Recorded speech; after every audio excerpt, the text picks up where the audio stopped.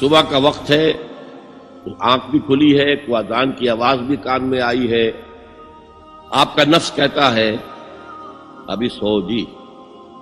آپ نے اپنی چادر یا کمبل کو درست کیا اور کروٹ لی اور سو گئے. یہ کیا ہے؟ آپ نے کس کا حکم پیچھے پھینکا اور کس کا حکم مانا؟ اللہ کے حکم کو پیچھے پھینک دیا، نفس کے حکم کو آگے رکھا. یہ شرک، اس شرک کو جاننے والے بہت کم ہیں. مولانا روم نے خوب کہا تھا میرا نفس بھی فرعون سے کم نہیں ہے. فرعون نے کہا تھا نا کیا اس ملک کے مصر کی حکومت میری نہیں ہے؟ اور سارا جو یہ آب پاشی کا نظام ہے، انہار کا نظام ہے، وہ میرے کنٹرول میں نہیں ہے. جس کا چاہوں موگا کھلا رکھوں، جس کا چاہوں بند کر دوں. یہ تھا خدائی کا دعویٰ. تو مولانا روم کہتے ہیں میرا نفس بھی اس سے کمتر نہیں ہے. وہ کہتا یہ جسم میرا ہے، اس پر میرا حکم چلے گا. میں نہیں جانتا کون اللہ کون رسول، کیا حرام کیا حلال. تو فرعون سے کم تو نہیں ہے میرا نفس. لیکن فرعون اس کی بہت مدد تھی، فوج تھی، لاؤ لشکر تھا، تو اس نے زبان سے بھی کہہ دیا کھل کر الا ربکم الاعلی.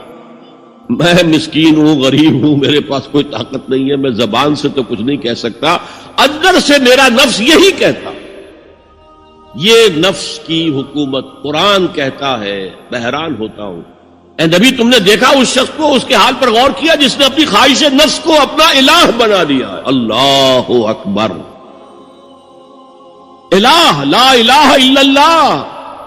کیا آپ ایسے شخص کی کوئی ذمہ داری لے سکتے ہیں؟ سود حرام ہوا کرے جی، حرام ورام. ہمارا دھندا جو ہے وہ آگے بڑھ نہیں سکتا.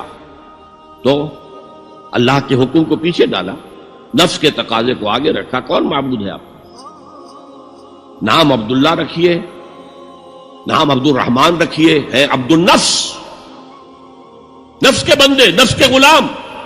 پوچھا گیا ایو الہجرت افضل یا رسول اللہ، اے اللہ کے رسول بتائیے سب سے اعلیٰ ہجرت کون سی ہے، افضل؟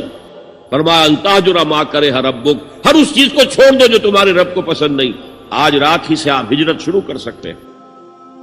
جائزہ لیجئے کیا کیا چیزیں میری زندگی میں خلاف شریعت ہے، تو اللہ کو ناپسند ہے. فیصلہ کیجئے کہ آج کے بعد نہیں ہوگی. ہجرت شروع ہو گئی. تو جہاد تو یہاں سے شروع ہو گیا، اپنے نفس کے خلاف جہاد کرنا. صبح نفس نے کہا بھی سو جاؤ، آپ نے نفس کی بات کو رد کیا، اپنا کمبل اٹھا کے پھینکا، اٹھے، وضو کیا، نماز کے لیے آپ مسجد چل دیے. آپ نے جہاد کیا نفس کے خلاف. یہ افضل الجہاد ہے.